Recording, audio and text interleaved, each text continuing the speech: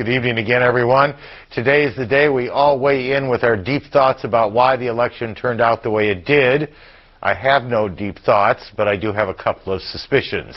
The obvious ones, of course, 9/11 changed everything, and the president built a tremendous reservoir of goodwill for how he dealt with the attack. He seemed like a man's man, and people liked that. Obvious.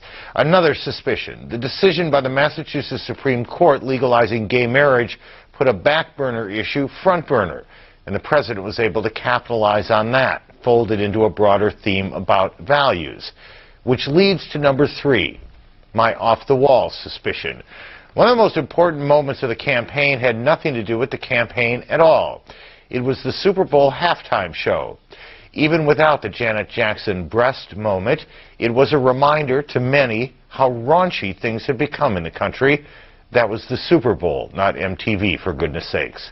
I suspect that a lot of people just knew the president was deeply offended by that, and that the senator and his party weren't nearly as grossed out. A difference in values. Fair? Of course not. Absolutely true? No way to know. As important as 9/11? Not nearly. But an odd little piece in the puzzle? Well, you can decide on that. The whip begins with things not in dispute. Our senior White House correspondent, John King, on the day after. John, the headline.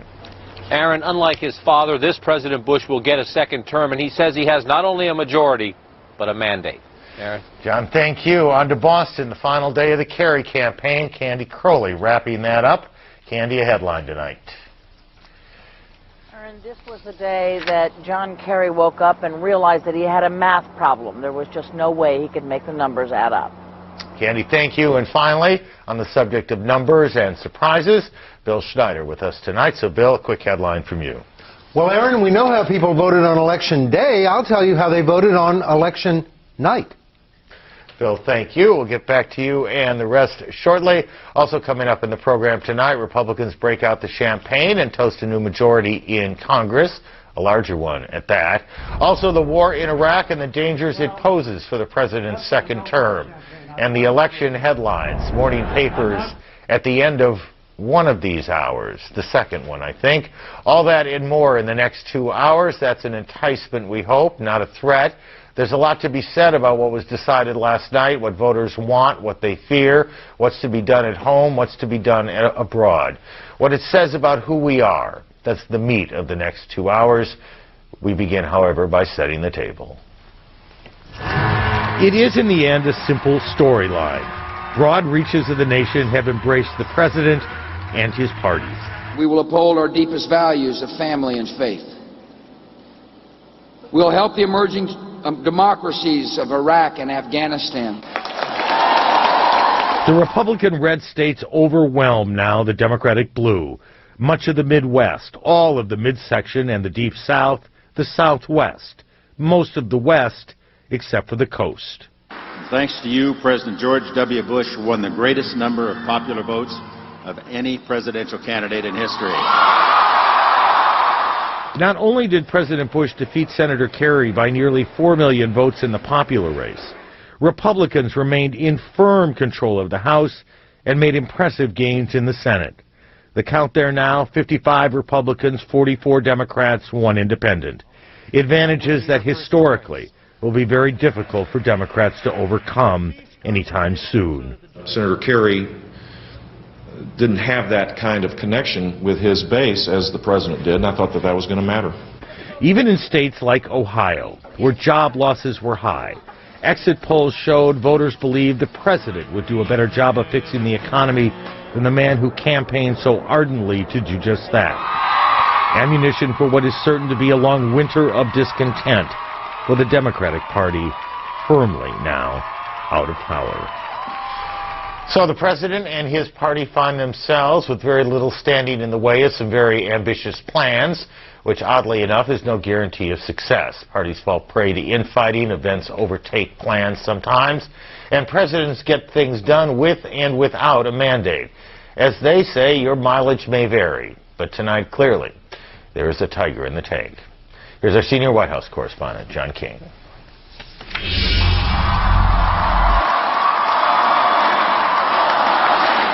No recount and no doubt about the winner this time. A rowdy Republican celebration, but also an attempt to set a new tone for a second term. So today I want to speak to every person who voted for my opponent. To make this nation stronger and better, I will need your support, and I will work to earn it. But make no mistake, the victors seek bipartisanship, but on their terms, and believe a clear majority of the popular vote and bigger Republican margins in Congress give them the upper hand. President Bush ran forthrightly on a clear agenda for this nation's future, and the nation responded by giving him a mandate. Celebration on this day. Talk of cooperation will be tested early in the new term. They'll be campaigning for the history books, for a legacy. The Iraq War still divides the parties, as does a second-term agenda that includes tax simplification, health care changes Democrats say fall short, and revamping Social Security. I see a great day coming for our country, and I am eager for the work ahead. Senior Bush aides believe the first partisan dust-up could come within weeks. Chief Justice William Rehnquist has cancer, and the White House is quietly preparing to name a successor. And cabinet and staff turnover is in the works after a first term noteworthy for stability at the top. There will be, in fact, wholesale changes in a second Bush administration. Gone is the legitimacy debate of 2000, when Mr. Bush won the White House but lost the popular vote. The voters turned out in record numbers and delivered an historic victory. It was a dramatic turnaround. Early exit polls spooked the White House, and as Mr. Bush watched the votes come in, Ohio met expectations, a nail-biter, and the decisive state. Mr. Bush went to bed at 5 a.m., confident of re-election. This conversation 6 hours later sealed the victory and separated son from the father.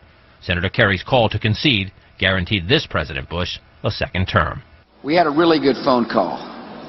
He was very gracious. Victory was vindication for top political advisor Karl Rove. Mr. Bush called him the architect, and the win silenced critics who suggested a Bush strategy so focused on winning support of religious conservatives would come up short. Instead, that strategy brought Mr. Bush a surge in rural and evangelical turnout, a record 59 million votes, the first majority for president since his father back in 1988. And, Aaron, even many Democrats tonight begrudgingly concede the right to claim for a second term a mandate. Well, the truth be told, the president governed as if he had a mandate. Even when he hadn't won the majority of the electoral vote 4 years ago, we certainly allow him that now. There's so many things to ask. We could play who's on first or who's going to be. But there is, it seems, one overriding reality for the second term beyond the fact that he is a lame duck from the get-go, and that is there's not going to be a lot of money to work with. The deficit is historically high.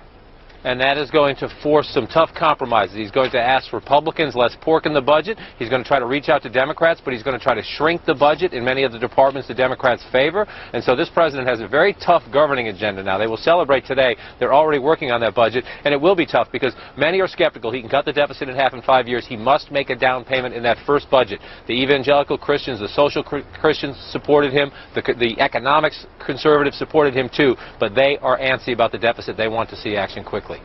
John, thank you for your good work these weeks. It's been good to have you on the program so many nights. Thank you. John King at the White House. Democracies have rituals, some great, some small, some of them almost silly on the face of it, such as getting on the phone with the guy you spent the better part of 2 years campaigning against, sometimes bitterly so, and saying congratulations, the best man won. As John just reported, today Senator Kerry did just that, and by all accounts he did it quite well. He spoke with the president, and the president spoke with him in the kind of gracious tones that would seem odd on the 2nd of November, but that are vital on the 3rd. And then Senator Kerry spoke with supporters in Boston. With that part of the story, CNN's Candy Crowley. It only hurts when he breathes. I'm sorry that we got here a little bit late and a little bit short. 2 years of late nights, early mornings, and long days. Seething heat, numbing cold, bad food, and sketchy hotels. Speeches, rallies, conventions, and debates. Talking and listening. And then it got hard. And I wish you know how much that I could have brought this race home for you. He said all the right things in just the right way, that the votes were not there, that it was time to come together.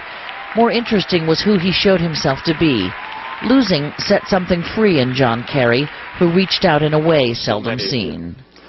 I wish that I could just wrap you up in my arms and embrace each and every one of you individually all across this nation. I thank you from the bottom of my heart. 24 hours ago, they were flying so high, certain that those giant crowds were an omen, that the long lines meant more hands punching the Democratic ticket, believing that the early exit polls would bring early victory. Democratic strategists say they did their job, but Republicans did it better. They will spend years thinking about what went wrong. Right now, they only feel. I try to care about anybody I work for, but he's a friend. John Kerry will return to the Senate. There are 4 years left in his term as the junior senator from Massachusetts. He's different, though. Like every presidential candidate, he set out to change the country, only to have the country change him. I'll never forget the wonderful people who came to our rallies, who stood in our rope lines, who put their hopes in our hands, who invested in each and every one of us. I saw in them the truth that America is not only great, but it is good. What's next for John Kerry? A staff aide says he's going to rest and regroup at a location TBD. Aaron? Oh, there's, again, so many things to ask. If they could have one day back, does any one day come to mind, one moment come to mind they'd like back? You know, certainly there's a lot of discussion going on, not from those closest to him, because that's all about feeling right now. But around him, when you talk to Democrats, they say, should he have spent that last week talking about the ammunition missing in Iraq? I think of all of the things, if you're just talking about one moment, I can tell you for sure that the one moment most Democrats hated was the windsurfing moment. That just really killed them. It showed up in a lot of the TV ads for the Republicans. They felt it said something that didn't describe John Kerry at all. But it's not so much moments as it is which direction the campaign went. Were they too hard on George Bush? Were they not hard enough? But you know, Aaron, as well as I do, the Democratic Party will spend the next 2 years trying to figure this out as they prepare for the next round, and they have to figure out which way they go here. And part of that process is figuring out what went wrong in this one. Well, I would agree. Not that they want my advice or need it. I'd spend a little less time on what went wrong and a little more time on who you are, and that may get it done, or it may not. Candy, likewise, I think you broke your finger on this campaign, so you played on the injured reserve list. We appreciate your work. Thank you. Okay, thank you. More now on what to make of who voted, how many, what they had to say when they voted, all of that exit poll stuff. We're here with Bill Schneider again tonight. It's been nice to have you here in New York with us, too. 4 years ago, we sat here for days and days and days amid a sense that half the country felt the election was being stolen, or maybe all the country felt it was being stolen. They just felt it was being stolen by different people. People look at the election last night as a fair deal. Yeah, they do. In 2000, half the country said he won the election fair and square. The other half said he won on a technicality or he stole it. Well, this year, 3/4 of the country says, well, he won fair and square, and that includes both Republicans and Democrats. These were people we interviewed today, so it's a reaction not to the election itself, but to election night and what happened. That graphic, I think, points to the difference between real people and the people who email me all day, by the way. On the question of how the president might be different 4 years from now. 4 years, or in this term, 4 years ago he campaigned as a uniter, not a divider. I think it's fair to say the country is still divided. People optimistic in that regard? Yes, it is, to use a cliche, the triumph of hope over experience. They hope and they believe that this president will be a uniter, not a divider. But interestingly, Republicans say he'll be a uniter and Democrats say he'll be a divider. So they're divided over whether he'll be a uniter. Well, or they may define uniter differently. Let me ask you about just a couple of exit poll questions. People have been asking a lot about exit polls today, talking about, did they, the anonymous they, the exit pollers, and to some extent we, miss the power of the values question through the campaign? Yes. absolutely. We found that the values question was the #1 issue by a small margin to voters. It was a little bigger to than voters generally, or to Bush voters? No, voters generally. It was by a small margin. There were 4 big issues: values, terrorism, Iraq, economy. And values was slightly picked by the largest number of people. And we're absolutely kind of winging it here, but if you broke that into a subset of Bush voters who considered values to be their primary issue, their issue of greatest concern, would it have been much higher than the, I think it's 22% who... Yes, yes. It would have been. The people who said they voted on values voted 80% for George Bush. How did we miss that? How did the pollsters miss that? How do we miss that? That was the base campaign being run very quietly by Karl Rove out there in the country, and the Republicans. They were organizing a lot of religious conservatives, a lot of cultural conservatives. I like your comment about the Janet Jackson moment. That's the sort of thing that we missed because it probably had a lot of resonance, a moment of cultural coarseness to those voters that the media didn't really cover. But there is a subculture out there, and it's a pretty big subculture, which responds to those signals. Just a final question on this. As someone who spends probably more time than actually you care to looking at polls and all of that, is there some sort of sea change going on that is going to make polling generally, exit polling, pre-polling, all this polling, less reliable than it has been? Well, there could well be. The biggest danger is, of course, the increasing use of cell phones. So far, most Americans who have cell phones have home landlines. Do you think people are as responsive to pollsters? Oh, yeah, they are. Okay. I mean, there's one big problem, and that pollsters have to deal with. It makes polls more expensive, and that is when pollsters call people, they think they want to sell them something. So they don't want to talk. And the pollster has to go to some length to say, I'm not trying to sell you something. I know, but everyone says when they're not trying to sell you something just before they try and sell you something. Yeah, they are. But, you know, there's a dirty little secret about polling, which is most people enjoy expressing their opinions to a pollster because very few people ask them how they feel about Iraq and how they feel about the economy, and they're delighted that someone cares about their opinion. Good to have you with us these last few days. Pleasure. Travel safely back home. Thank you. Head on Newsnight. Gays, God, and the Grand Old Party. Jeff Greenfield's analysis of the vote and moral values. We'll take a break first from New York. This is Newsnight. Newsnight is brought to you by Pacific Life, offering insurance, annuities, and investments. Pacific Life, the power to help you succeed.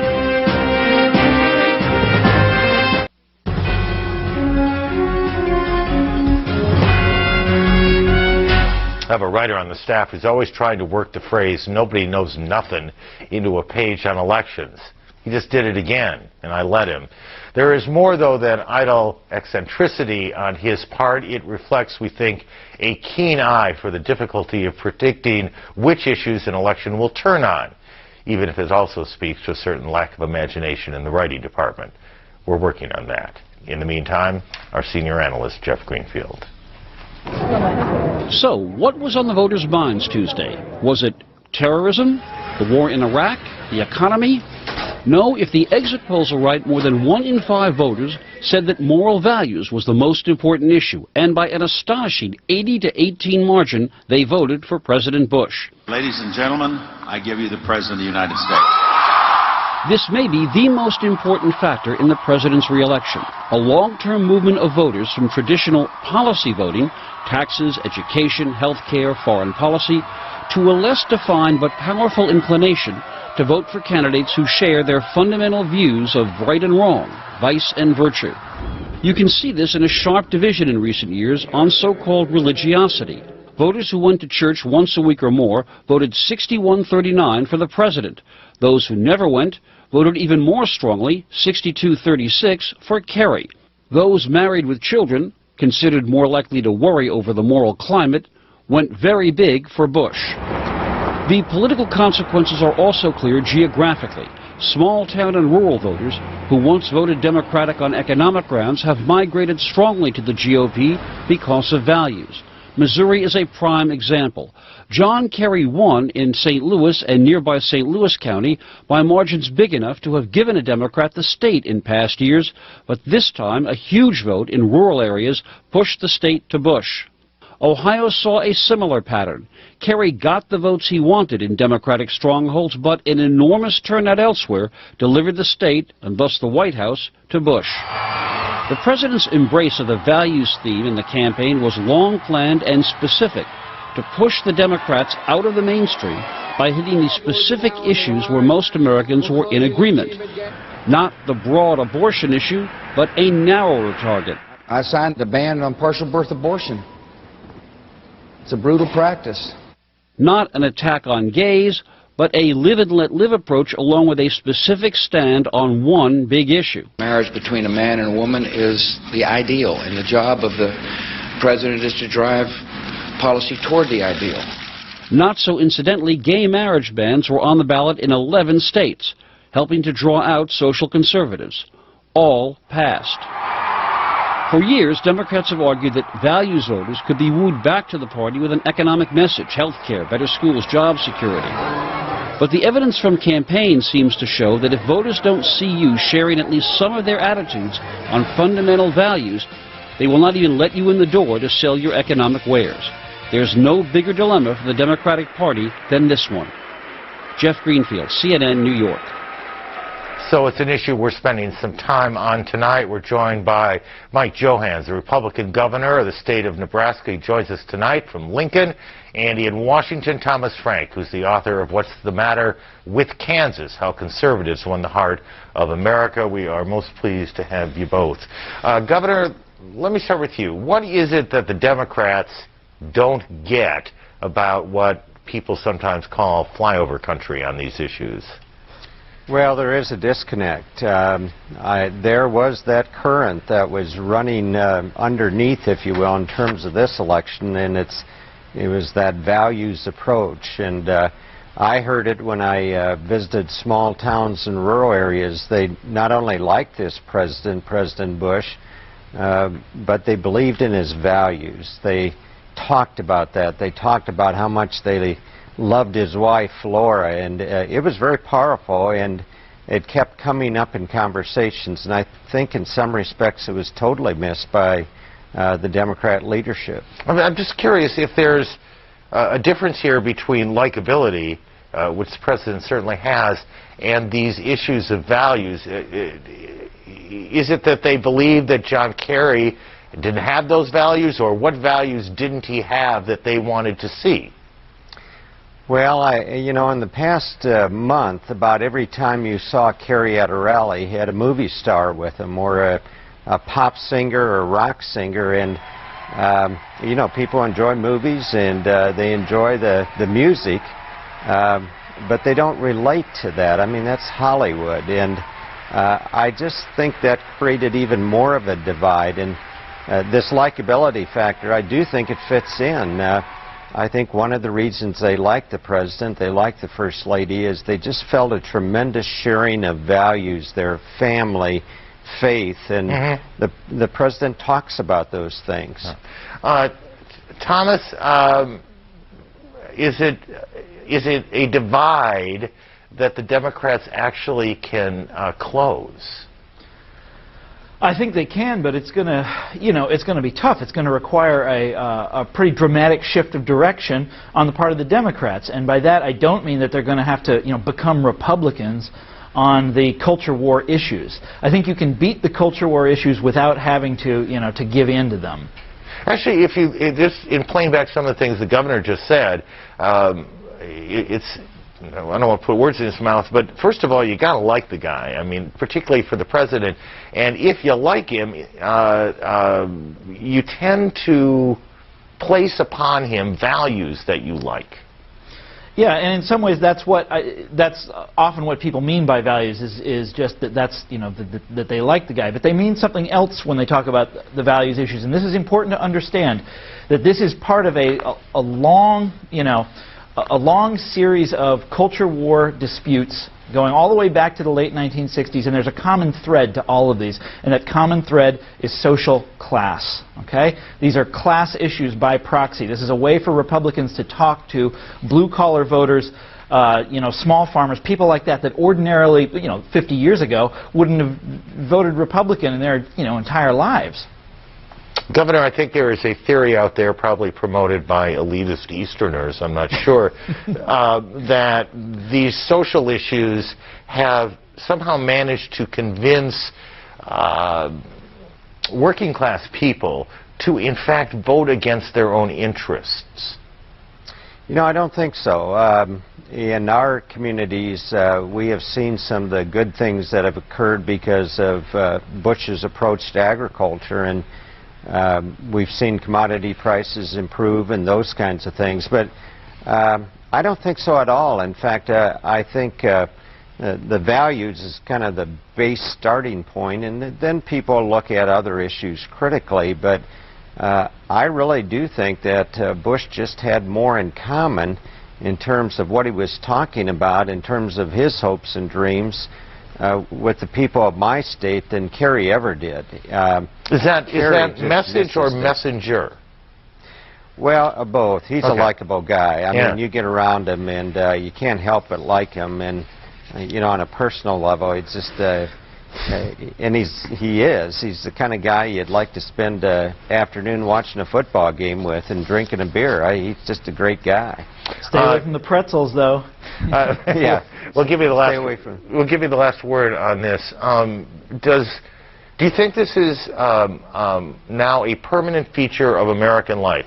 To me, this all began in around 1968 in the Bush-Houston Convention. The president's father, it was a huge issue, the cultural wars. Are we going to live with this for the rest of our lives, this divide? I would offer this, Aaron. With the liberal elite, it's almost a boutique liberalism. It's every little cause comes along and they grab it. And people out here, they just don't relate to it. It's just the Democrats are just missing what people worry about here. They worry about raising their kids and faith and family and pocketbook issues. And I just think that was missed in this election by the Democrats. Ms. Frank, last word. Do you agree with that? Absolutely not. William Jennings Bryan was from Nebraska, and a greater fighter against imperialism there has never been from this country. Also, when you're talking about the Republicans doing good things for small farmers in Nebraska, 3 words for you: freedom to farm. Okay? Republicans pulled the rug out from under small farmers all across the Midwest, and they did it in the interests of their big corporate backers, as usual.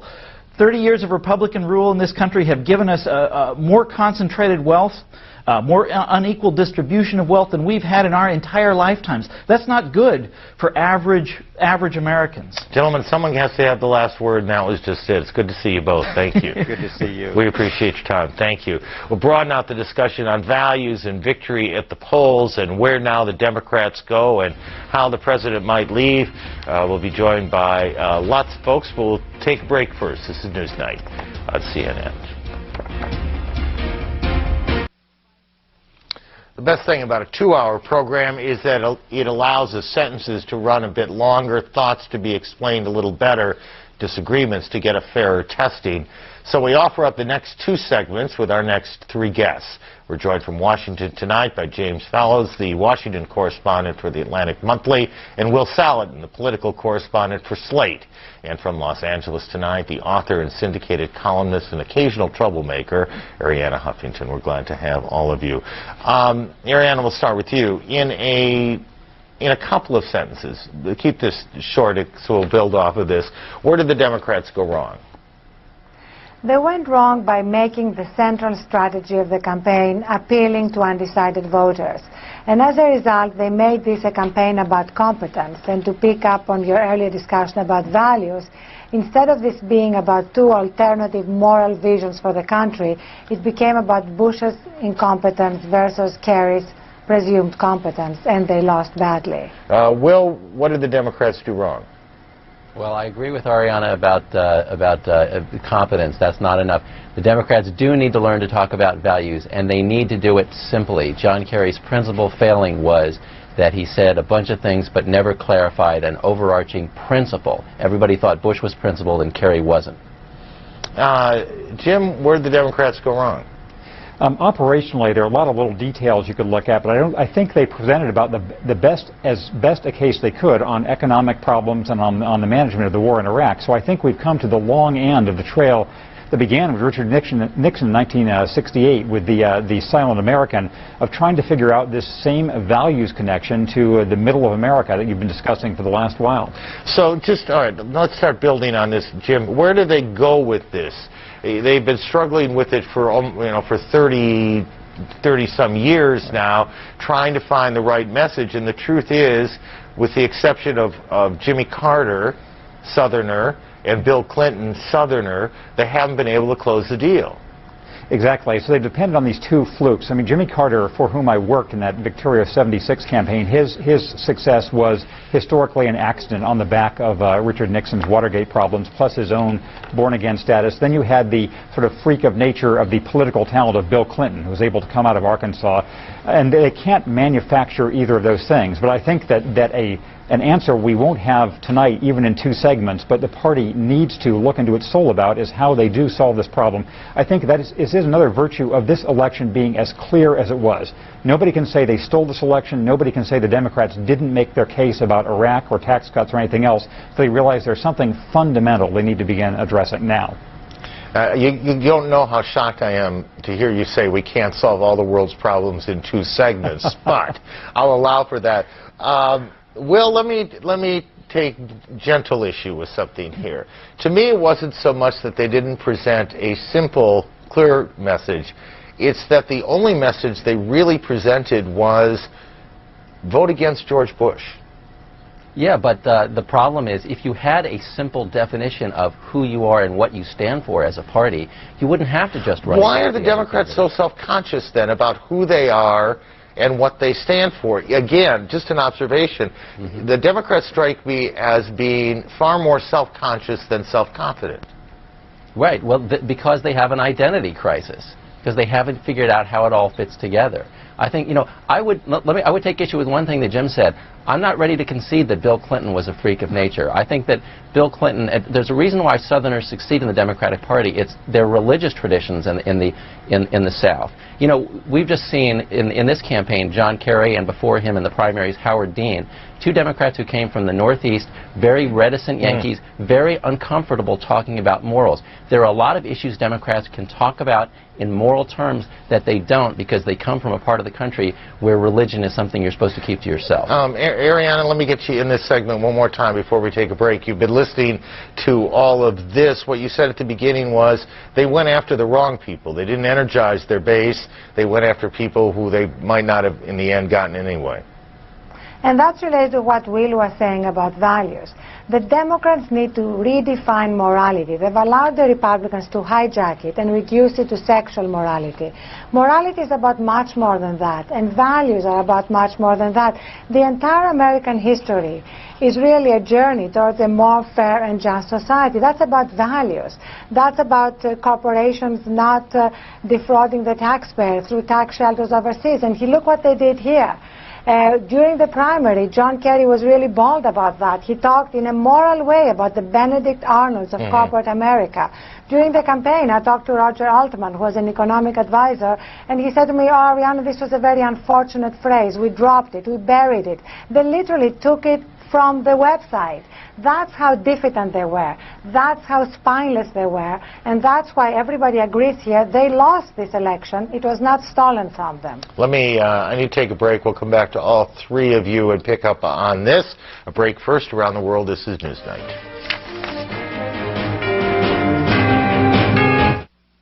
Pick up where we left off before the break in Washington. Jim Fallows, Will Salatin, Los Angeles tonight, Ariana Huffington. Jim, just back to the Clinton thing for a second, and I guess as I remember that the first Clinton campaign, yes, he campaigned against George Bush the elder, but he talked about cops and he talked about working by the rules, people who worked by the rules and were still getting shafted, and how that had to be. Yeah, he was a once-in-a-generation, maybe once-in-a-lifetime politician, but he said something. Sure. And so he was a rare political talent, I think we all agree. Part of what he said was extreme calculation that some people were cynical about, but he did show a package of approaches that could, in theory, be replicated to some degree. He was a governor. That's very, very, very important for showing you can actually do things. Also, it means you're likely to be located off the East Coast. He was a Southerner, so he was able to have that kind of kinship, at least, and use the language. He was a religious person, or at least, came across as a religious person. He could sound that way, and he'd done all sort of the hard things of running a state government, including sending people to death, including some controversial cases. So I think there are lessons from that for the Democrats. Ariana, if you had to, looking at what happened last night, if you had to pick one or two people the Democrats should be growing right now to carry their message, whatever their message turns out to be after these next couple of years in the wilderness, who are those people? Well, actually, the most important person that should be growing right now is Barack Obama, because Barack Obama can speak about values, can redefine morality, and can do it without falling into the trap of left-right. He presents it in terms of right-wrong, as he did during the Democratic Convention. And he does it in real moral language and with a fervor that is something that has been missing, that we really haven't had since Bobby Kennedy in 1968, when, as John Lewis said, that's when the soul went out of American politics. Remember, Bobby Kennedy spoke about values, and he appealed to red states and blue states, and he appealed to everyone. He galvanized people, and that's what was missing in this election. We'll set Senator-elect Obama aside for a minute. Did what happened last night make it any more or less difficult, for that matter, for Hillary Clinton? Well, Hillary Clinton, everybody thought if Kerry lost, it would clear the field for her. And it certainly does that, with one exception. And the person standing in her way is John Edwards, if he chooses to run. Personally, I think that Edwards has much better appeal than Mrs. Clinton does to Middle America, and the exit polls from the primaries in this presidential campaign proved it. If you look at those exit polls, I mean, Edwards was the guy who talked about values, who applied it to economic issues, applied it to the estate tax, to the minimum wage, and you saw in the exit polls he won significant percentages of independents and Republicans, of moderates and conservatives in those exit polls. If you're looking for somebody who can reach across and win some of those red states, I think he's the guy. Jim, on days like this, we tend, I think, to some degree to exaggerate the plight of almost anything and anyone. Are things as bad for the Democrats as we've made it seem so far? You're certainly right that things get exaggerated in the short run, but things are pretty bad for the Democrats. I think it's the first time since FDR that the president brought in more people with him when he was reelected. And again, the fact that George Bush had a net 4 million vote increase. He was 500,000 behind Al Gore and 3.5 million ahead this time, after people had a full chance to absorb the budget deficits, the war in Iraq, the problems with Iraq intelligence, and that, I think, makes the Democrats say we have to consider something different. I would agree with Will that by the logic we've been saying for the last two long segments, John Edwards would be the kind of person well positioned if he could get some kind of administrative experience too. He'll be an interesting person to watch. We ought probably not be talking about who's the first person to show up in Iowa and New Hampshire on the day after the election, but that's part of the American game, too. It's good to see you all. I now will consider the fact that I can't solve all the world's problems in 9 minutes, but I shall try again. Thank you all very much. Thank you. Ahead on Newsnight, we'll slow things down to a freeze frame, as we do from time to time. Election Day 2004 in stills. We'll take a break first.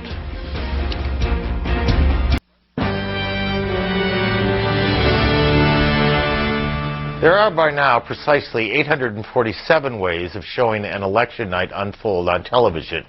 This network used a Cinerama wall of numbers, and it was cool. Another network had dancing donkeys and elephants, and that was fun.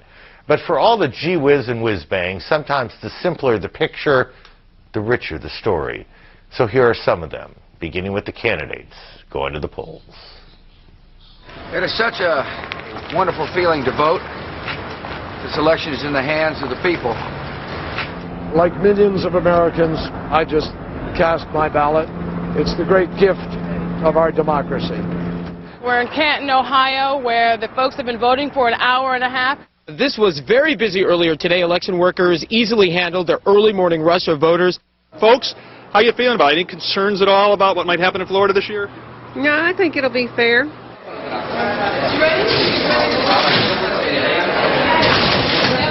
We'll be able to start projecting some winners in states across the country. I believe I will win. Thank you very much. I feel good about it. I'm glad to be able to watch the returns here with my family.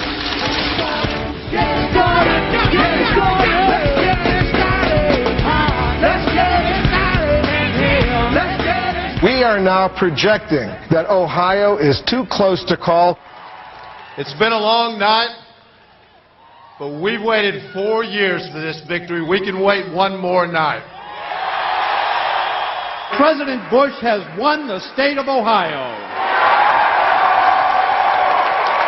Earlier today, I spoke to President Bush and I offered him and Laura our congratulations on their victory. America has spoken, and I'm humbled by the trust and the confidence of my fellow citizens. Last night in still ahead from us in the second hour, an update from near Fallujah, where any hope of an election seems far, far away. There's much more ahead in this 2-hour edition of Newsnight. Take a break first.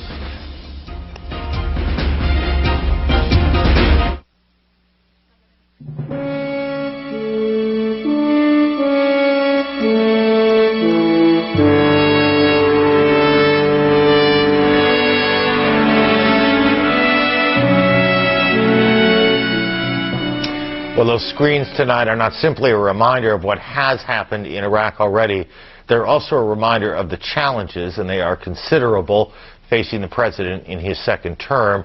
Iraq was his war to start, and now it's his war to finish, and the former is always easier than the latter.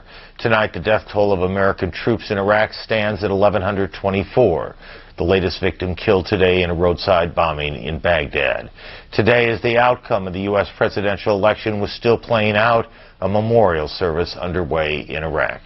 Reporting tonight, CNN's Carl Penhall.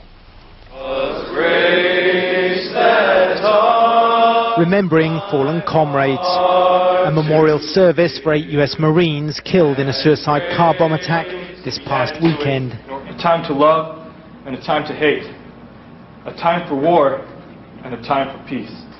Hardened warriors paying tribute to dead buddies. Never wanted to be here in the first place.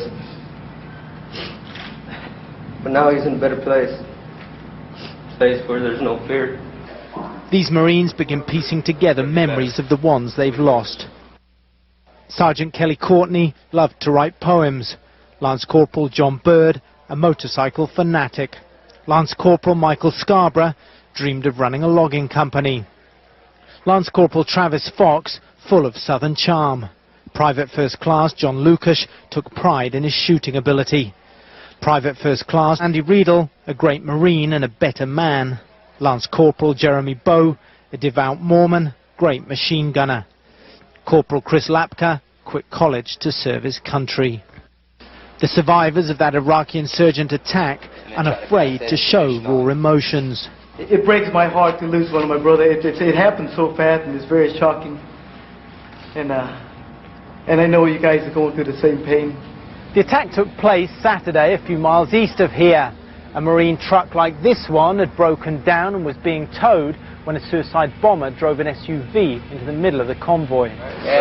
This Navy medic was blown out of the truck but survived with second-degree burns. I looked back and the vehicle was on fire, and I saw some of my buddies still laying down on the vehicle. Now, as these Marines wait for the order to storm the rebel stronghold of Fallujah, they're battling with sadness and rage.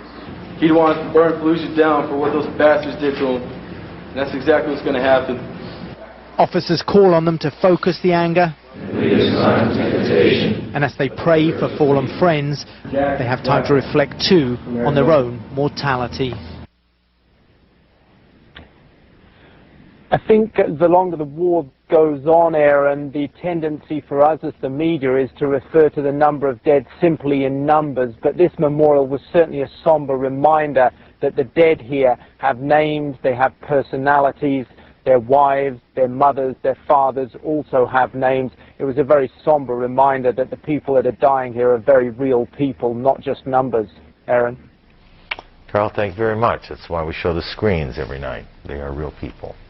We're joined now from Philadelphia by Trudy Rubin, the foreign affairs columnist for the Philadelphia Inquirer and the author of Willful Blindness, the Bush Administration and Iraq.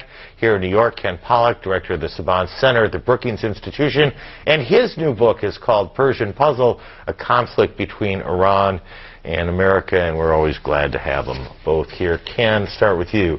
The president's victory give him more latitude in Iraq than he's had up to this point? To a certain extent, absolutely. Does latitude matter, by the way? Yeah, I don't think that the latitude is really the most important thing for the president. I think the answer there is how are things going to play out on the ground, in particular this military campaign which they've started. It's supposed to finish up over the next 2-3 months before the elections. This is Fallujah. Fallujah writ large, exactly. Yeah. Ramadi, a whole bunch of other places. They have got to make that country safer than it is if they're going to have any chance of pulling off these elections. And the elections have been key to their strategy for moving forward. Trudy, before we broaden this out then in that regard, and you're reasonably critical of the president's handling of all of this, does a victory in Fallujah, Ramadi, and the rest, I mean, they clearly can win that battle. They can overpower the insurgents. The question is, do they create more problems in doing so? I think that's the bottom line. There has to be a political strategy that goes with the military strategy. The administration failed over the past year and a half to woo away those Sunni tribal leaders who aren't really together with the insurgents. And unless they can convince those people that they've got a stake in the new Iraq, that they're not out of the game because they're Sunni, which was Saddam's support group, then the insurgents are just going to come back again somewhere else, and the Sunnis won't give them up.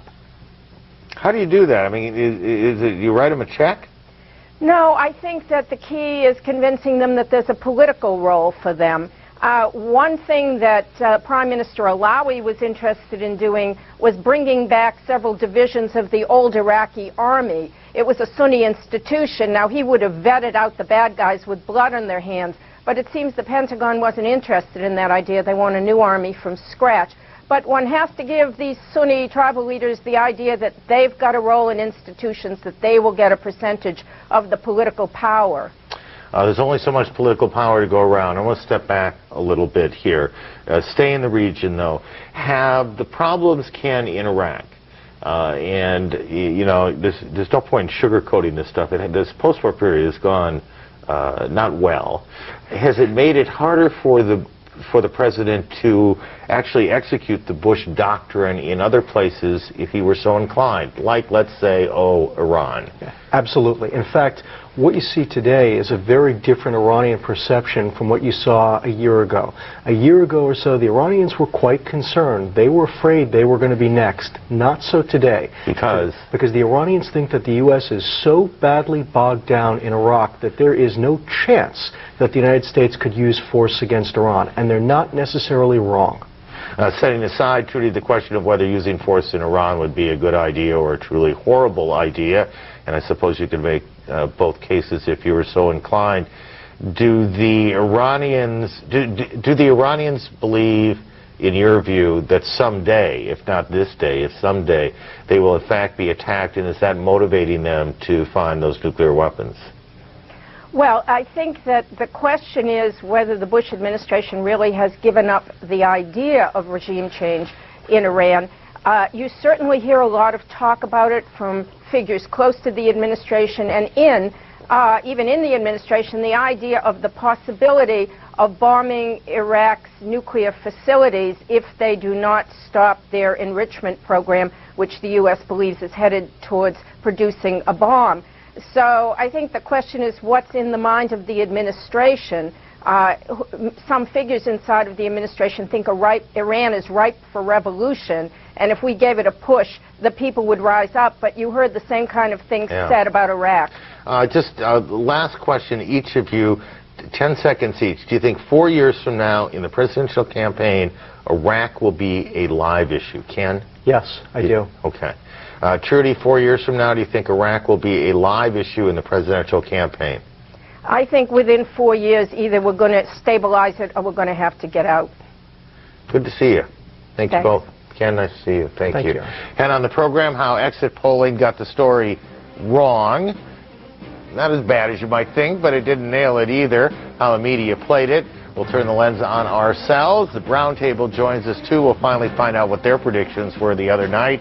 Take a break first from New York. This is Newsnight.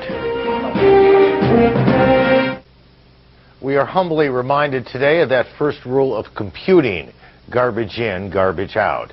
In a few words, that explains how the first wave of exit polls yesterday set the stage for some of the early reporting and a lot of the early reactions. In fact, we were warned that the sample was weighted more heavily female, for example, a sign of trouble. Mostly TV networks believed. Often the internet did not. Here's the media story from Howard Kurtz.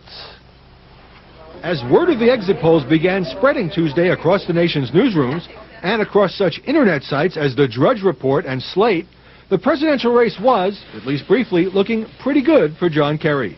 And there were hints of that in the television coverage. I think it's an uphill climb in Ohio. It hasn't been lost yet, but I think the Republicans have got to count on possibly losing Ohio. What you have to say right now is that either the exit polls, by and large, are completely wrong, or George Bush loses. But while no one made the kind of blunder we all remember from 2000... A big call to make. CNN announces that we call Florida in the Al Gore column. The initial exit polls were, once again, off base, or at least far enough off base to convince many journalists that President Bush was in deep trouble. Could that have had an impact on people who were still considering whether to vote? It's hard to know for sure. The problem is that the initial morning wave of exit polling was pretty raw stuff, not yet adjusted for the voting population or the flood of absentee ballots. And by the time the later waves were ready to be sent out, the system crashed for as much as an hour.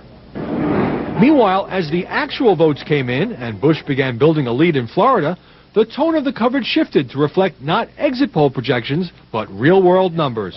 One never wants to give up, but one has to be a realist, and tonight doesn't seem to be a very good night. But the networks were cautious, remarkably cautious, considering how competitive the business is in making predictions. The last thing we at CNN would ever want to do again is call a state for a presidential candidate and have to retract it later. And with Ohio hanging in the balance, network anchors remained cautious until 12:41 Wednesday morning, when Fox News' Brit Hume projected Bush the winner in Ohio, bringing him just one measly electoral vote from victory. NBC followed suit at 1 a.m. This race is all but over. President Bush is our projected winner in the state of Ohio. But unlike 4 years ago, when everyone jumped on the Bush bandwagon within minutes, the other networks refused to be stampeded. Yes, we're aware that in some of the quarters, perhaps they have decided that they can project it as a winner, but we have to go by our own rules, our own traditions of being, we'd rather be last than to be wrong. Brokaw says NBC decided not to call any more states to avoid anointing a president-elect. Despite the two network projections, nearly all newspapers went with carefully hedged headlines. Fortunately for the news business, John Kerry took everyone off the hook by conceding this morning. In the new media, Zeitgeist being second or third or fourth is not such a bad thing, at least compared to making an early call that turns out to be wrong. Howard Kurtz, CNN, Washington. I was watching that thinking that may very well be. Last time may be the last time the big three anchors, Dan, Tom, and Peter, anchor an election night. Anyway, Brown Table is next. Collectively, they spent too many hours covering the campaign. They'll probably be glad when this one's over, too. Nina Easton, Terry Neal, and John Harwood. When last we talked, I said write down on a slip of paper who you think's going to win. John, you were kind enough to actually email me yours, so I know what you wrote, but I'm still going to make you say it on TV. John, who'd you pick? I picked John Kerry. I believed all that stuff about incumbents being below 50% in their job approval ratings and in their pre-election surveys, not being able to get there. And there were Republicans as well as Democrats telling me that their campaign experience suggested that. So I was right about one thing, though, Aaron. I told you we were going to have a result before I went to bed, and I haven't gone to bed yet, and we've got a result. That's good. Yeah, you're batting 50%. That's very good. Nina, who'd you pick? I picked Kerry, but look, last night's election was a clear victory for George Bush. 3 million plus popular vote. This is a vote that you have to go back to 1988 to get a majority that looks like what George Bush won last night. Why did you pick Kerry then? Well, I think at the time the undecideds looked like they were very much the type that would lean towards Kerry, more secular, more moderate. I expected that there was so much anger towards George Bush, but what I didn't see, and what I think a lot of us didn't recognize, was that there really is a conservative embrace of George Bush in this country, so that a lot of this when the Bush machine labeled John Kerry as a liberal, and I thought that was kind of outdated, that really wouldn't work, the sort of liberal Massachusetts label. In fact, that turned out to be catnip for the base, and that was a very strong motivator. And then a lot of the exit polls, we saw people saying that moral issues were what they were voting on. It wasn't just terrorism, and it wasn't just the economy, it was moral issues. I'm going to come back to that. Let me get Terry's pick into this. I will tell you, I didn't bring my little slip of paper up, but after we talked, I wrote down George Bush, just so you know. Terry, who'd you pick? Well, let me just set it up by saying I'm always really reluctant to talk about this because there are a lot of people who, when they hear journalists talk about predictions, often can't tell the difference between prediction and a desire. And this was really came back to haunt me a little bit in 2000. I was covering the Bush campaign for the Post, and Alexander Pelosi, who made the documentary, came and put a camera in my face and said, "Who do you think is going to win?" And I said Bush. And it sort of got out there on the web. Who'd you pick? Kerry. Bush win. I picked Kerry. Okay. I picked Kerry. I thought, and for a lot of the same reasons that John did, but also because I felt that there was more intensity. Not that people don't like George W. Bush, but that hatred was more of a motivating factor than love. And I thought that, combined with the fact that Bush was under 50%, would push Kerry over. I thought it would be close, but I thought Kerry would win. All right, John, I want to go back to you. I want to throw a theory out and let you all weigh in if you think it has any validity at all. There was, to me, in this campaign, a kind of underlying feeling that because of 9/11, the people felt a certain loss of control over their own lives. Jobs are being outsourced. There's an economic loss of control, a security loss of control.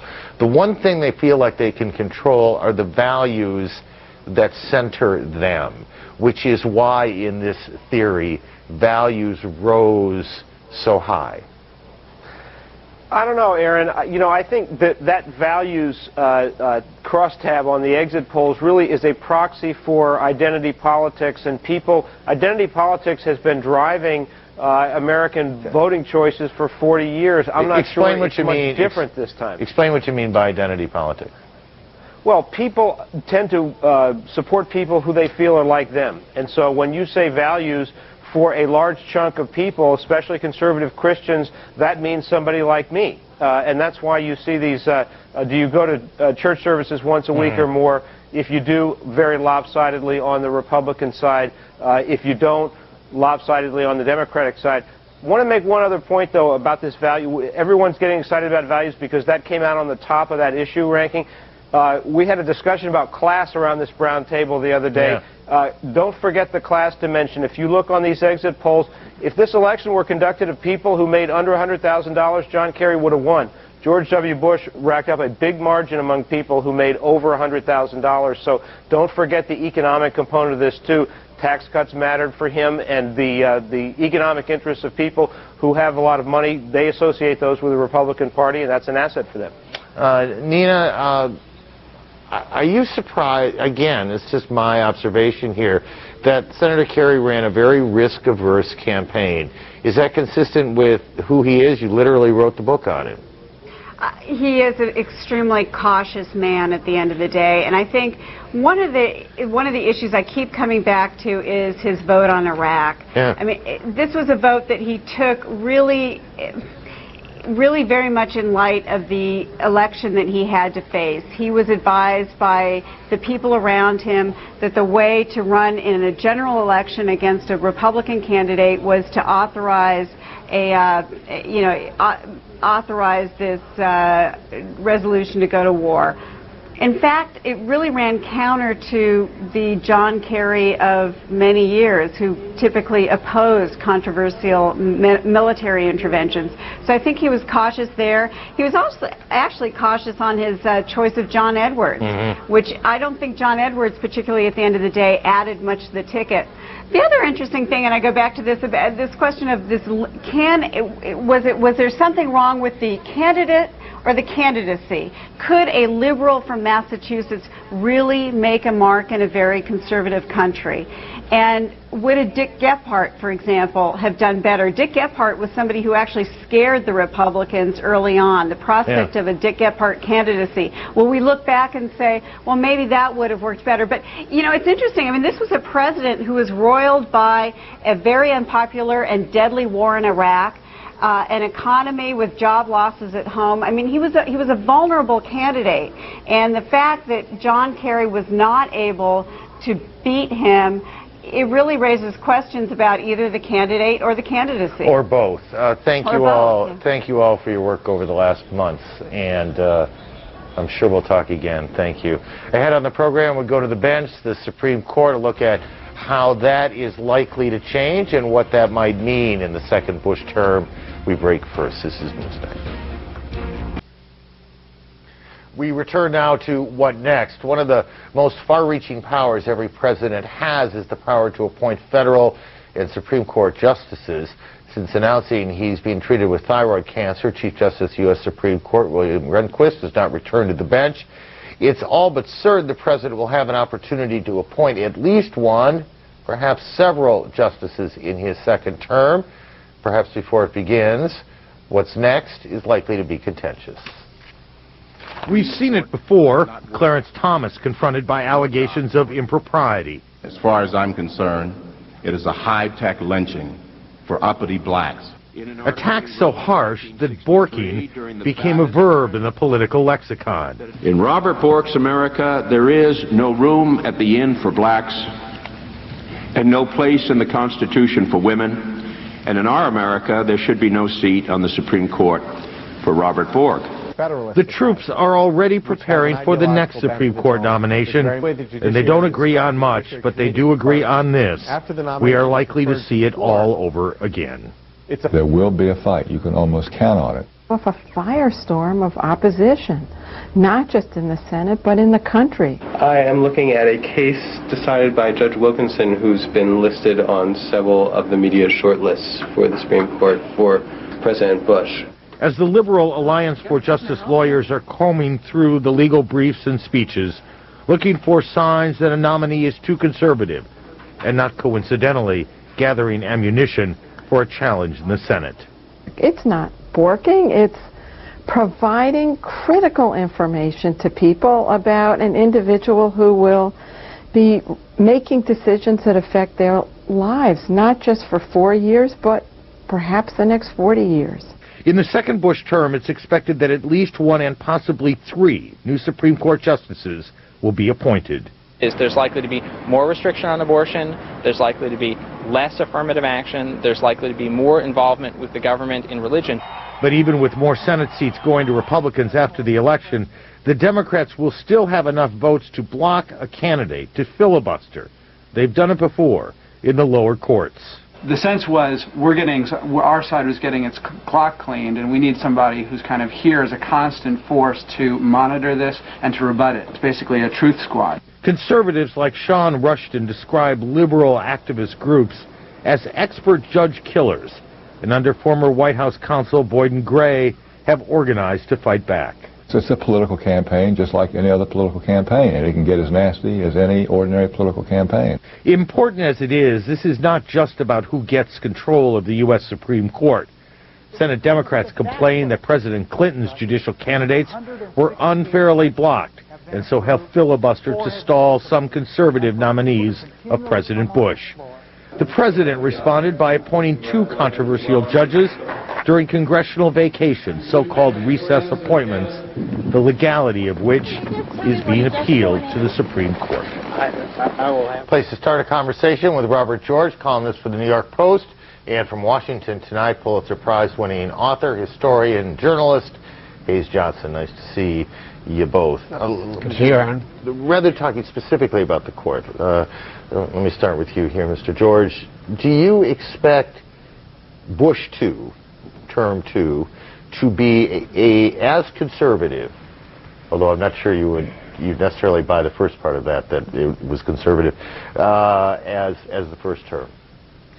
I think it will. I would like it to be more traditionally conservative, more fiscally conservative. Fiscally conservative, indeed. He didn't veto anything on spending, for example, in the first term. And I'd like to think that because he has a little bit more latitude, he has a clear mandate now. He's got the popular vote. He's got more Republican senators, more in the House. He can actually govern as a fiscal conservative as well. I want to come back to that. Haynes, do you think it is likely to be as conservative president as there was, or freed from the need to play to his base? He can take this where he wants to take it. Well, every president in the second term has this dream of Mount Rushmore. They're going to be up there. They don't have to run again. It's wonderful. And they can do what they want, they think. But the trouble is it's very seductive because they don't have much time. And second terms can be very seductive and cruel to them because they can misread the country and they can push too hard. We saw an example today of one of the rare, really eloquent statements by both Bush and Kerry about going to the middle, helping each other, not polarizing the country. The country desperately wants that. We're coming off a very badly divided country. But it's going to be hard to continue that. It's going to be fascinating to see what Mr. Bush does with his opportunity. He does have an opportunity, but it also could be very tragically wrong if he goes too far. Well, one thing that he has that, say, neither Bill Clinton nor Ronald Reagan had in their second terms is he has both chambers of Congress. He has a Congress to help him. That's exactly right, and that's why I think he wants to. I think he wants to chart an ambitious agenda. Well, here's the thing. The president, again, people can like his positions or not, is a guy of large goals, big ideas. He wants to change dramatically Social Security. He hadn't been very clear on how that's actually going to be paid for, but it's something he wants to do. He talked about tax reform, simplifying the tax code without really talking about what that meant.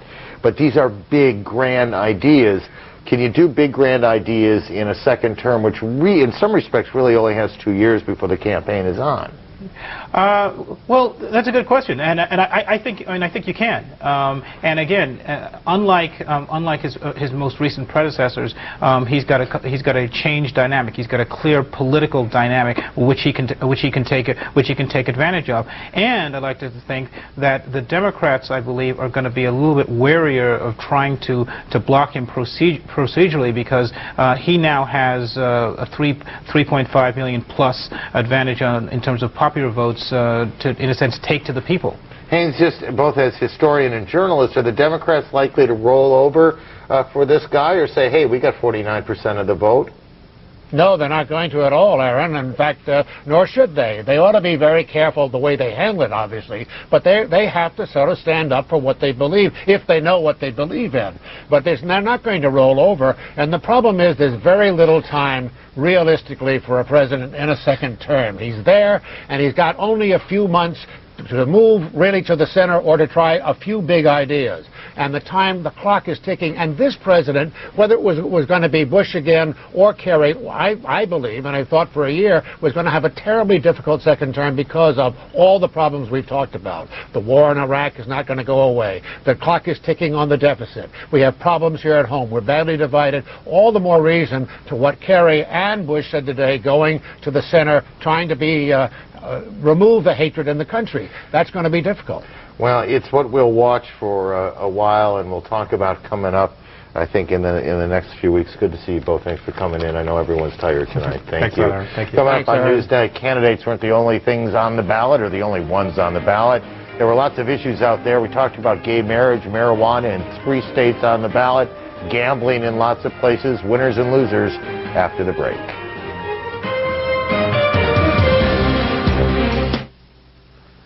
This evening on Lou Dobbs Tonight, Jeff Greenfield described the current House of Representatives as the most agenda-driven in recent memory. In January, it'll be all that and even more firmly in control of the Republicans. Same goes for the Senate, though parliamentary procedural limits the majority's power there somewhat. That said, the days of divided government now seem like ancient history. Reporting for us tonight, CNN's Ed Henry. Senate Republicans broke out the champagne after a stunning sweep on election night. Republicans see it as a repudiation of Democratic efforts to block President Bush's agenda. Their biggest prize, beating the Democratic leader, Tom Daschle. The message to the Democrats is stop the obstruction, stop the pass interference, stop the delays, stop the filibustering, move forward, get through the elections, and act for the American people. A much different scene in South Dakota. My family have been at the base, and I have been at the base of Mount Rushmore as the sun rises. Those colors are warm and sweet and optimistic. Having seen sunsets and sunrises, I like sunrises better. Majority Leader Bill Frist flew around the country to celebrate with his winning candidates. Republicans picked up 4 Senate seats. That gives Frist 55 seats, making it easier to push through the president's second-term agenda. More tax cuts, conservative judges, tort reform, and an energy bill. Comprehensive energy policy. We lost it by 1 vote on the floor of the United States Senate at a time when the price of oil is $50 a barrel and gasoline is almost at record levels. Democrats were stunned after also losing seats in the House and falling short in the presidential fight. We have lost just about everything that we can lose. They will now try to pick up the pieces, starting with a new leader to replace Daschle. That's likely to be Harry Reid of Nevada. Democratic strategists say the party needs to walk a fine line, agree with the president some, but fight back as well. By working with the president, among other things, and when they can't work with the president, by standing up and expressing their disagreements with him clearly, forcefully, and with respect. It looks like Senate Democrats, at least for now, are taking a more conciliatory approach to their relationship with President Bush. Harry Reid is known as somebody who works across the aisle with Republicans. Ed Henry, CNN, Capitol Hill. As for now, that would be 24 hours after the election. The initiative process is either an example that our democracy works or that it doesn't. I've never been sure. In either case, there were a lot of initiatives and referenda last night, from gay marriage to the allocating of electoral votes to gambling to pot. A sample of how they played out now.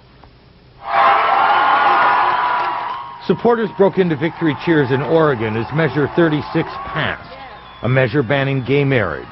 Opponents, on the other hand, wept and promised to fight on. True love cannot be defeated. Across the nation, 11 states had ballot measures banning marriage between people of the same sex, and every one of them passed, by a large margin. In 8 states, the ban extends to other forms of civil unions and partnership rights. Supporters said it was a vote for traditional values. Most people didn't see this as a referendum on gay and lesbian issues. They saw this as an issue of marriage. Christian activists told CNN that the state vote showed strong support for a national marriage amendment. Gay activists promised immediate legal challenges.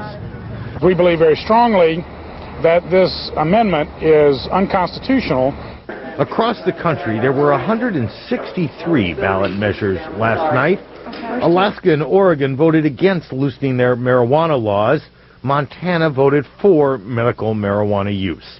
And Arizona passed a controversial amendment that will crack down on illegal immigrants. This one will end up in the courts. But it was California, the home of the voter initiative, that had the biggest night as Governor Schwarzenegger declared victory. This is what I love about Election Day, because when the people flex their muscles, then the state gets much stronger. The governor fended off initiatives that would have made all companies provide health insurance for their employees and ease California's tough 3-strike sentencing guidelines. He also pushed through a massive 10-year, $3 billion research program into embryonic stem cells that could put the Golden State in the forefront of medical research.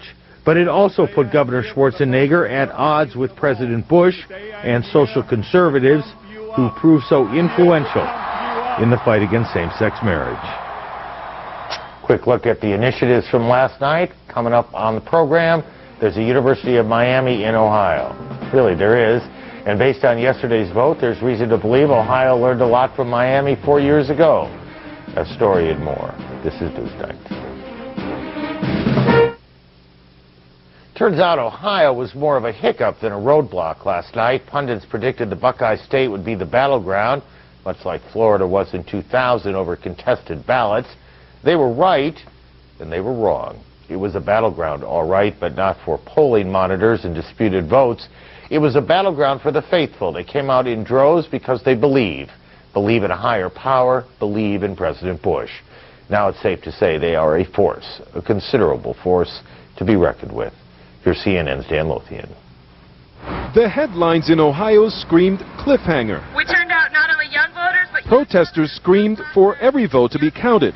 But in suburban Columbus, where manicured lawns were decorated with Bush-Cheney signs, loud amens from the evangelical faithful, like Lynn Ransbottom. I think he has a deep commitment. Her vote tied to her strong belief in values. I think that that can be the basis of more good things happening in the future. In the mother of all battleground states, where a near-record turnout stretched voting into the wee hours, a surprising and convincing showing by the Republican Party base.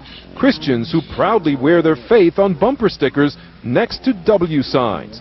This car belongs to Bonnie and Lester Pfeiffer, who say even with the war and worries about the economy, President Bush was the only choice because of what he believes. We appreciated his viewpoint on this stem cell issue. He conducted his campaign with grace and honesty. I like him. Accepting the Holy Bible. The evangelical community in this state is strong and, unlike 2000, more energized, in part, say some voters, because of the anti-gay marriage initiative which passed. Bush was so adamantly against that stuff. The family is basic to our country and its welfare. And so goes the family, so goes the nation. In exit polling, 23% of Ohio voters surveyed said moral values was the most important issue. And of those people, 85% voted for Bush. But how did faith take a leap over the most pressing issue in the state?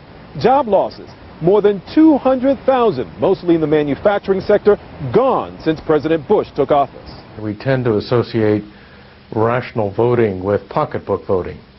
But rational voting can be a function of whatever is the most salient set of preferences you have. But driving her vintage VW, Gina Giannetti, who is proud of her faith, isn't convinced. She voted not with her heart, but with her pocketbook. Senior citizens, they need help with the medicine, with the hospitalization. They don't have enough help at all. But evangelicals in this state say this election was a wake-up call.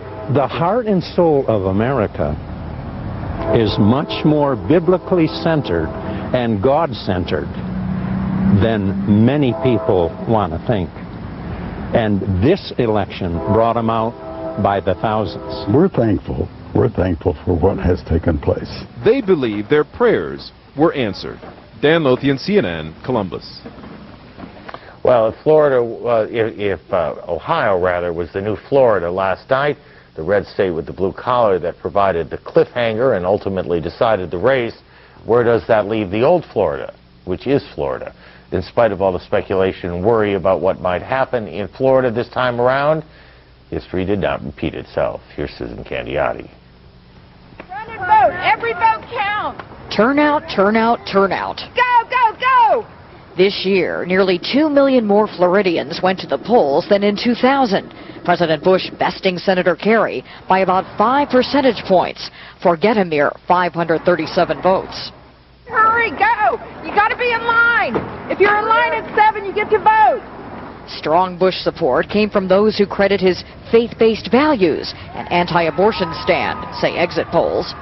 never been more proud of my president. Somebody will stand up and confess that he loves God and pray, and I'm proud of him. Regular churchgoers also came out for Bush in big numbers, up nearly 70% over 2000. A lot of people relate to Bush because Bush is openly religious. The Latino vote, about 52 to 44%, helped push Bush over the top, as predicted, especially along the I-4 corridor across Central Florida. Family values, hard work, the American dream.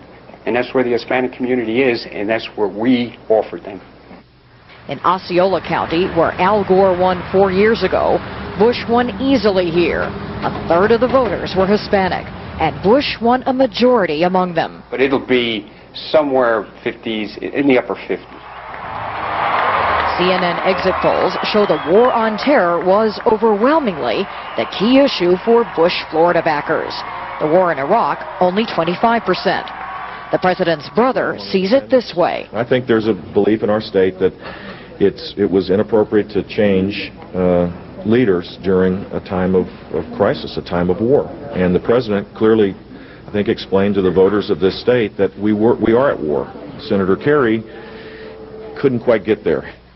This Kerry supporter, who flew all the way from Alaska to volunteer in Florida, is circumspect.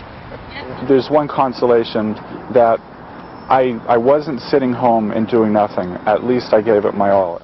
Governor Jeb Bush admits his brother faces a divided nation.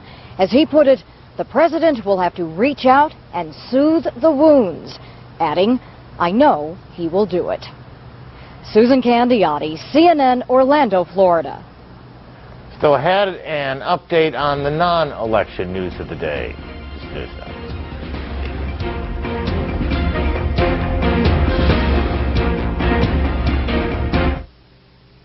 Quick look now at some of the other stories made news around the world today. Ahmed Karzai, officially Afghanistan's first freely elected president. Karzai was named interim leader after U.S. forces defeated the Taliban. The election held last month. Karzai getting over 50% of the vote. That's how it works in an election. In Paris, there are conflicting reports about just how sick Palestinian leader Yasser Arafat is. An Israeli newspaper claiming Arafat's health is seriously deteriorated. Sources close to the Palestinian leader deny that report, but acknowledge he continues to undergo treatment. In Iraq, another video of Margaret Hassan has been released, though it is said to be too graphic to air. The insurgents holding her, threatening to turn her over to a group that has beheaded several other hostages already. Ms. Hassan heads up CARE in Iraq, or did. Redwood City, California, after months of testimony, hundreds of witnesses, and countless cable TV programs, the jury finally has the Scott Peterson case. They began deliberating today. And as for the election, here's a look back at some of today's defining moments. Not only did President Bush win the electoral vote, he also won the popular vote by more than 3 million. Mr. Bush got almost 59 million votes across the country, 51%. Senator John Kerry, 55,300,000, 48% of the vote. Ralph Nader, 1% of the vote, and probably planning his next campaign. When Senator Kerry offered his concession speech in Boston this afternoon, he said he'd called the president and congratulated him. He also said it was time for Americans to come together after a long and bitter campaign. I did my best to express my vision and my hopes for America. We worked hard and we fought hard, and I wish that things had turned out a little differently.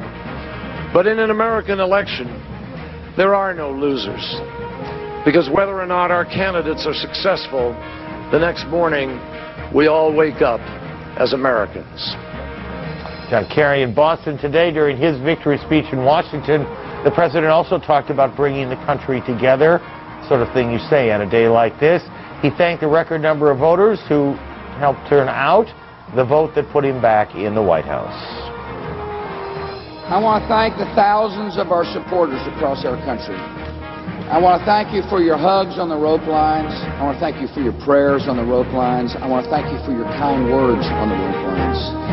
I want to thank you for everything you did to make the calls and to put up the signs, to talk to your neighbors, and to get out the vote.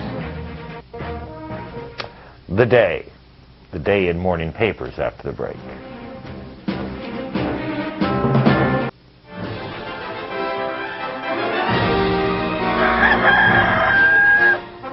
Okay, time check morning papers from around the country and around the world.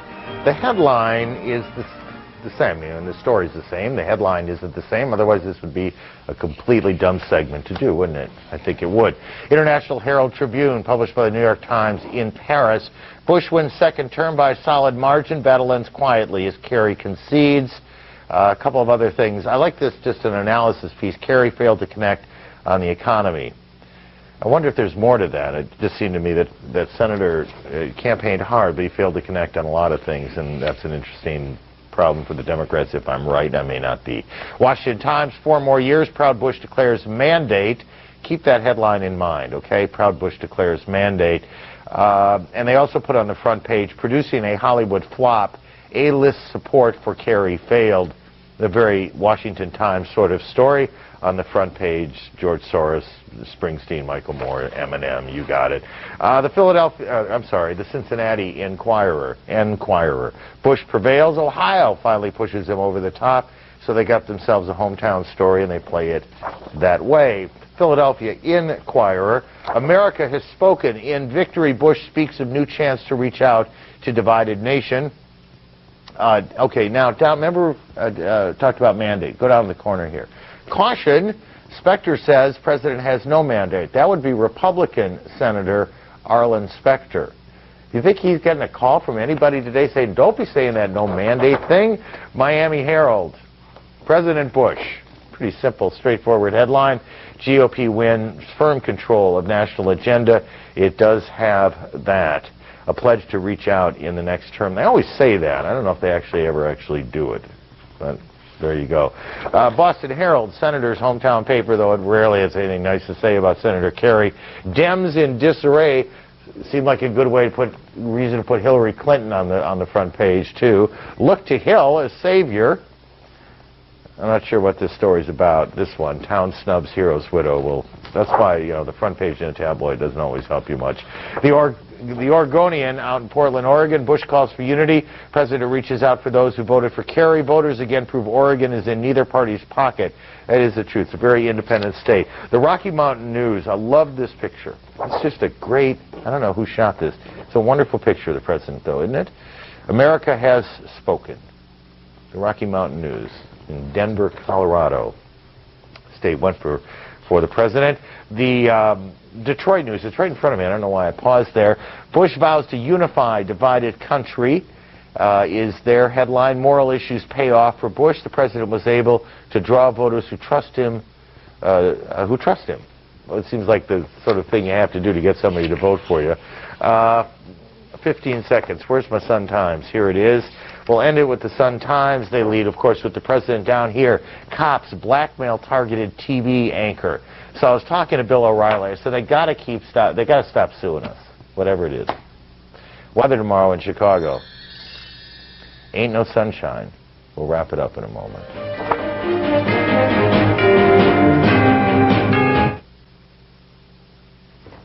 Okay, that's it for tonight. 2 hours seems like plenty, doesn't it? We'll go back to an hour tomorrow. I promise. Good to have you with us. So until tomorrow, 10 o'clock Eastern Time, good night for all of us.